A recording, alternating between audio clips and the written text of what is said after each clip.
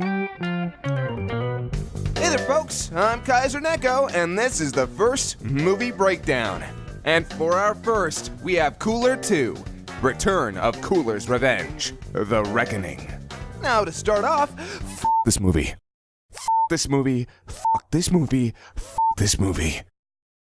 Alright, now let's take a look at that timeline. Now, to no one's surprise, this son of a bitch is huge. The real kicker here, though, is the audio. A lot going on down there. I'm willing to admit that sound effect and music selection, as well as balancing and placement, are at least as time-consuming and important to the process as the visual editing is. Speaking of the visual editing, though, let's talk about the opening title card. I cheated. I did not make this card. At least, I did not construct it from the ground up.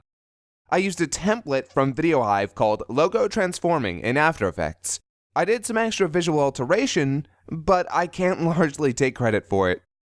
As for what I can take credit for, let's start with covering the different moving eye shots, as there's a pretty decent amount in this one. This one here with Krillin, this shot here with Vegeta made up of 7 to 8 different layers, this shot here of Cooler, and this one with Goku near the end. Sometimes I really just don't have as much freedom as I want with the footage, and I need to indicate a change in expression or even the most minute action to accentuate the comedy. It's a simple and cheap trick, but it can be effective when used correctly. On the subject of recurring effects, the flashing eyes on each of the robots is nothing but a small, blurred, circular red graphic. I would resize it, blur it as necessary, and use the color dodge overlay. I use this effect to give the robots, or as we call them, cycloids, some more personality for whenever they spoke, and to signify which was talking. This one is my favorite. Now that we've gotten the recurring edits out of the way, we'll start with the edits in order. Firstly, see the shot here? Well, look again. That's right, I needed Piccolo out of this shot.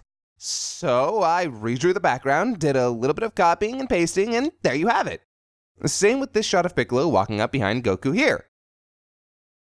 Also, did you know that it's implied that Piccolo was already fused with Kami in this film?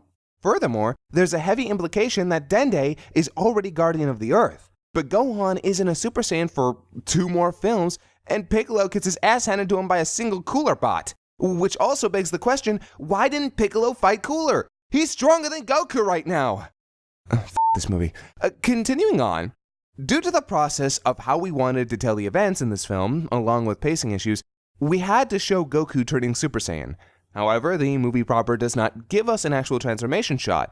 So I pulled the trick I've used before and essentially made one via some minor visual alterations to existing shots. Fun times! You know the sound effects here, by the way?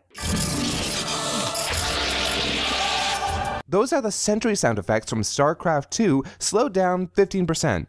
Now, let's take a look at a small edit that people are probably going to really easily miss. See this shot of Vegeta being knocked back here the first time? Goku's position is standing up before he switches to his fighting pose. But in every subsequent shot, he's in his fighting pose as Vegeta is being knocked back. To do this, I took the shot of Goku and cut it into place here, added some motion lines, and saved them as individual frames. I then just posted Goku where he needed to be for every other necessary frame. The next edit was made on the behest of Lani. I wasn't sure if I'd be able to do it, but lo and behold, in this shot of Piccolo here, I needed to have the gun slide into frame. You see, there was never a frame without the gun in the original. So I essentially had to make one using a piece of background from another shot. A wonder. The next edit actually carries over for several shots. See this little dude right here? We call him DVED. It stands for Dynamically Voiced Evisceration Droid. In the original, he spoke with this little mouthpiece thing and had 2 regular eyes. In this version, I thought it would stick better with the running visual theme we'd had with the Cycloids to give him a single blinking red jewel eye instead. I borrowed it from one of the actual Cycloids. I also replaced his eye for this shot where he explodes. So I know some people think we got David Eddings, voice of Claptrap, to play DVED. I must inform you, however, that the voice actor who plays DVED is actually named Lee Rastus. I'm sure you'll turn something up on Google. Continuing with the edits, notice this shot of Cooler here? Yeah, that's added in. That leads me to one of my favorite visual edits in the movie, Cooler's head in space.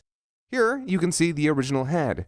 It's made up of several different layers, and let me tell you, animating the eye movement as it rotated through space like that was not easy. Hey, so if Cooler was sent into the sun, how in the world did he float far enough away to find the microchip to form the Big Getty Star? If it was that close to Earth, why target Namek and not just attack Earth? And even if he was closer to Namek, how was he that close to Namek in such a short time period? Also, what's the purpose of these things if you can just make 1,000 different Cooler bots? This movie. Next edit we have here is a shot of Piccolo, and wow, looking kinda cool there, Piccolo.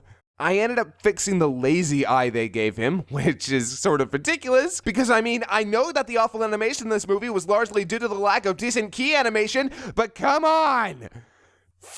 This movie! Also, this shot here with the explosion after Goku and Vegeta land, originally Cooler was in this shot.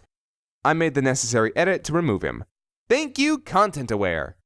Nearing the end, notice this little musical bit here? You know, I learned something today.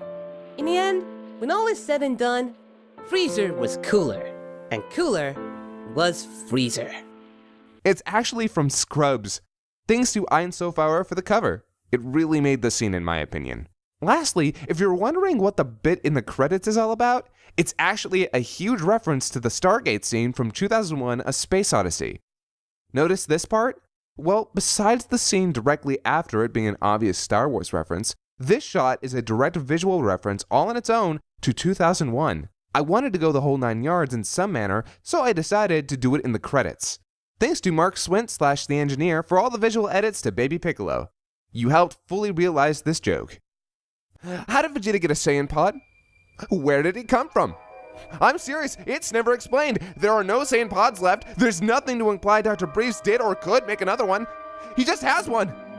Look, I can allow for the usual bullshittery of timelines not lining up between the series and the movies, but there are just some serious logical failings throughout this entire film. That and it looks like mangled ass, and the villain sucks. This movie. I'm gonna go watch The World's Strongest again and act like this never happened. Oh man, World's Strongest though, right? Man, that scene where Roshi fights the Bio Warriors and gets to be a badass one more time? That game of death-style progression of Goku through Wheelo's facility? That fiery Kaioken? The hard takedowns? That fight between Goku and Piccolo? I wanna go abridge World's Strongest now. Oh yeah, check out our other videos. We do the video game things. Krillin plays video games. Vegeta plays video games. It's actually pretty funny. We also do other stuff like Dicks of the Old Republic. Oh, we also have new shirts too. They're cool. Oh man, and that scene where Goten's arm turns into a Gatling gun? Like what?